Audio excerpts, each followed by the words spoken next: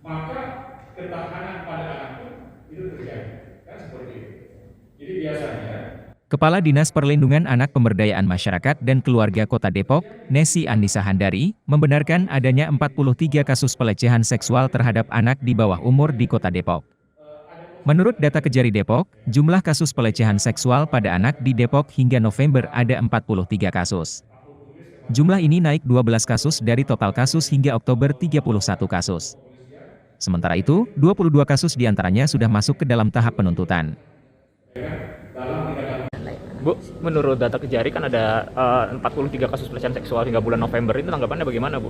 Bukan November kali, kalau di situ Novembernya ada penambahan kasus ya. Iya, Januari sampai Januari benar, sampai Januari November. Nah, gini.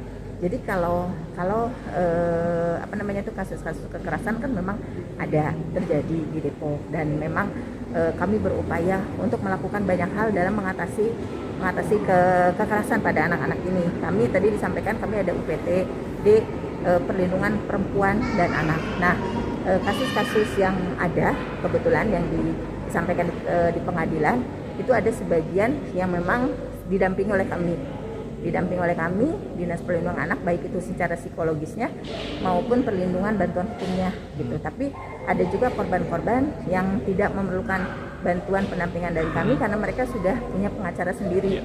Seperti itu. Data dari di Oktober kan ada 31 dan di November ini ada 43, ada kenaikan 12 kasus dalam sebulan. Itu bagaimana, Bu? Kok bisa banyak sekali, Bu? Bagaimana, Bu? Enggak, nanti ini sedang kita cari data itu, kita kerjasama.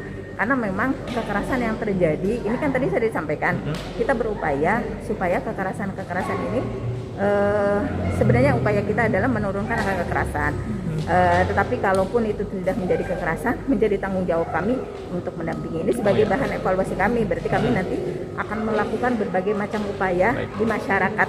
Kita akan selidiki dulu ini ya, masyarakat ini ada di mana, lokasinya ada di mana, lalu penyebab-penyebab yang terjadi yang memungkinkan terjadinya kekerasan itu. Seperti itu. Jadi kami memang tadi sudah saya tugaskan teman-teman untuk mencari data-data tersebut sehingga nanti bisa kita evaluasi, sehingga nanti saya bisa menjelaskan juga lebih detail ya penyebab dan lain sebagainya, tempat tinggalnya di mana dan lain sebagainya, seperti itu. Kuasa hukum itu dari korban itu mengatakan bahwa Depok ini perlu ditinjau kembali kota layak anaknya, status predikatnya itu. Tanggapannya bagaimana, Bu? Kalau perlu dicabut, katanya bagaimana, Bu? Jadi begini, Mas, kota layak anak itu kan ada beberapa tahapan. Seperti tadi ada tahapan pratama, ada madya, ada nindya, ada utama, baru menjadi kota layak anak. Depok itu kan belum kota layak anak. Kita menuju ke sana, kita berupaya untuk berusaha untuk memenuhi hak-hak anak. Sekarang kami masih dalam tahapan nindya dengan mengupayakan supaya nanti ke depannya kita bisa menjadi kota layak anak.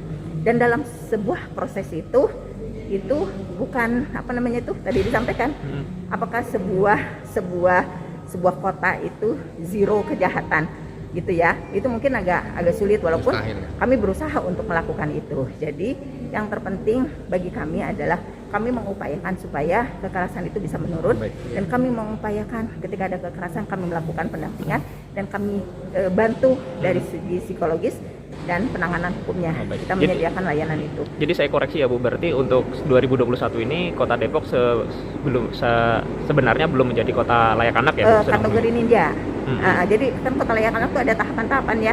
Nah, kita sudah kota layak anak kategorinya ninja, tapi kategori ninja belum, kan yang terakhir baru kota layak anak. Ini masih tahapan kota layak anaknya, tahapan ninja. Kalau menurut Ibu, pantauannya bagaimana, Bu? Kok di Depok ini ada sejumlah kasus kekerasan terhadap anak dan ibu. Nah, sebabnya apa sih, Bu, kalau menurut pantauan Ibu sendiri? Kalau saya melihat kadang-kadang ya, saya kan beberapa kali ada beberapa kasus kekerasan. Itu ternyata persoalan ekonomi atau keluarga yang baru datang ke Kota Depok, seperti itu. Orang yang dikontrakan seperti itu baru datang, mungkin dia terhimpit oleh persoalan-persoalan ekonomi sehingga dia melakukan berbagai macam kekerasan seperti itu, atau yang kekerasan kepada anak yang lainnya yang begitu. Yang kemarin kita temukan beberapa waktu yang lalu yang bukan pengamen gitu, yang seperti itu, tapi memang tinggal dia di sini gitu, di Depok, seperti itu. Jadi ada himpitan ekonomi, ada masa pandemi ini mungkin ada hal-hal yang membuat mereka tertekan sehingga mereka melakukan kekerasan.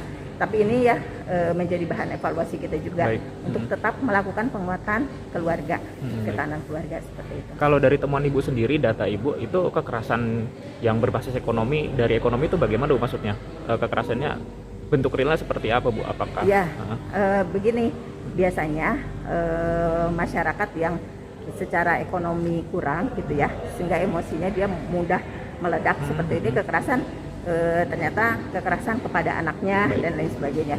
Kan kekerasan itu bisa fisik ya, bisa verbal, itu biasanya karena dia masalah ekonomi itu menyebabkan dia juga menjadi ringan tangan gitu secara psikologis ya, sehingga dia juga menjadi tertekan dan melakukan berbagai macam kekerasan. Baik. Kalau ini Bu, langkah kedepannya bagaimana Bu untuk mencegah ini Ya. atau menekan angka? Ya, saya kan melakukan berbagai macam upaya dengan penguatan ketahanan keluarga. Jadi makanya maksud saya saat ini kami mengundang RW-RW semua untuk membantu kami di dalam penguatan ketahanan keluarga.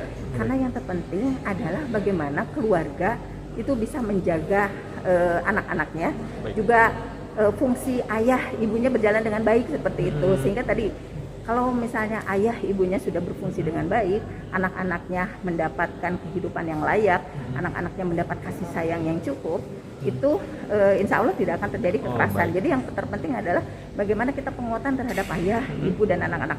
Walaupun dari sisi ekonomi dia ini ya, maksudnya itu tertekan, tapi ketika ketahanan keluarga di dalam dirinya itu sudah ada, insya Allah kekerasan tidak akan terjadi. Anak juga ketika keluar, dia sudah dapat fondasi itu dari keluarganya, jadi bisa membedakan ini yang benar, ini yang salah. Jadi yang terpenting adalah bagaimana kita melakukan penguatan di ketahanan keluarga. Makanya kemudian kita ingin mendapatkan dukungan dari semua RW untuk bisa membantu kita, sehingga nanti masyarakat kalau di RW sudah ini kan nanti pantauannya lebih, lingkupnya lebih kecil, sehingga mereka bisa lebih melihat warganya seperti apa, bisa mendeteksi secara dini ketika ada timbul kekerasan dan lain sebagainya. Bu, terakhir Bu, contoh konkretnya seperti apa Bu? Apakah door to door melalui sosialisasi atau melalui posyandu atau melalui memberikan uang untuk keluarga ekonomi? Contoh konkret seperti apa Bu? Kalau gini Mas, kan ini kan penguatan ketahanan keluarga. Jadi ketahanan keluarga itu ini tuh seperti lingkaran. Iya Mas. Jadi kadang-kadang kita melihat kalau dengan sosialisasi saja tidak cukup kan. Jadi butuh banyak sekali bidang-bidang yang lain yang terintegrasi yang membantu masyarakat. Ini kan hanya salah satu kasus saja seperti itu. Tapi yang kami lakukan di sini bagaimana nanti RW melakukan banyak hal di dalam implementasi ketahanan keluarga. Mereka melakukan parenting terhadap orang tua, misalnya di RW itu nanti menghadirkan psikolog untuk bisa membantu penguatan. Kalau yang lain-lainnya secara uang gitu kan kita harus melibatkan dinas lain kan di DPAPM kan. Oh iya.